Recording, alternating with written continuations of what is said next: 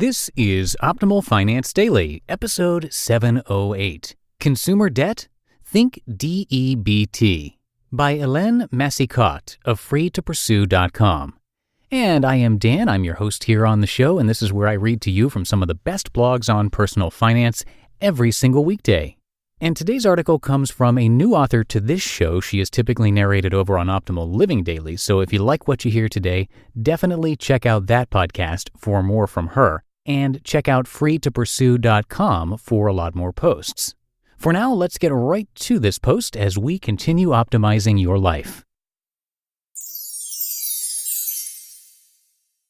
Consumer Debt? Think D.E.B.T. by Helene Massicotte of freetopursue.com. I've read a lot about personal freedom recently on social media. My conclusion? Despite what marketers try to sell us, personal freedom does not come from having all the right stuff. If anything, our pursuit of having it all ends up costing us years of work and clutters up our living spaces, our garage, and even, gasp, a rented storage unit or two.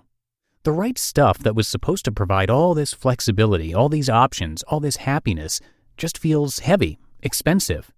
And that cost compounds when debt is involved, even to the point of getting out of control. When we get down to it, money in all of its forms is the only possession we really need, unless we live like the moneyless man, which you can read about in a book by Mark Boyle, but that's pretty extreme. We can buy just about anything with it. It will morph into anything we need to satisfy us short-term or long-term. Shelter? Got you covered. Food? Sure. Clothing? Well healed in no time. Heating and cooling? Done. Communication? 10-4. Transportation? Yep. Entertainment? Rock on. Medical care? Check. Up. Anything else you need or want? Why not? Ironically, at least initially, being surrounded by borrowed belongings feels more secure than having money in the bank. We feel we've found the right housing, the right car, the right clothes, the right home decor, the right tools and electronics, the right fill in the blank. All that stuff can make us feel we've arrived. That false sense of security comes from being able to both remind ourselves and show others, quote, what we're made of, in all senses of that phrase, and this fact makes it seem worth it to use debt. We willingly build our house of cards because it's the fast track to supposedly having it all. What we don't appreciate up front is that this comes with a significantly increased risk of losing it all over the longer term. How about an alternative to the use of debt? Call it D.E.B.T. Don't ever buy that. Don't ever buy that is a refusal to believe the fallacy that debt is a solution to everything. Over the long term, it's anything but. It turns out that we can all find the greatest freedom from managing our money in such a way that we can eventually buy or rent anything we need at any time. It's all about trade-offs. What do we really need? What's so important now that it's worth reducing our ability to build a more secure future? At first, that can mean walking or biking, taking public transportation, or owning a very second-hand car, staying out of restaurants, having a roommate or two, possibly owning second-hand furniture or cheaper options from IKEA, and having a small, modest wardrobe, etc. But it also means that whatever extra money we don't spend is going into the bank to build up a solid store of freedom for the future. And that accumulating money, as I wrote about in Liquid Courage, makes us start to feel different, even special, as it builds up in our short and long-term savings. By avoiding debt, we move from a fear of losing the illusion of having it all that we've created to the sense of freedom that comes with having options and having the ability to roll with it when life happens.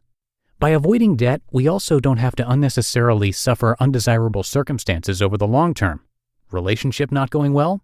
We can stand up for our needs and desires because both partners have sufficient resources to choose to stay and not have to stay if it's becoming toxic.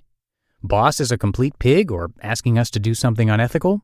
We know we can take action because we have a voice. We're not scared of losing our job. Want to buy something?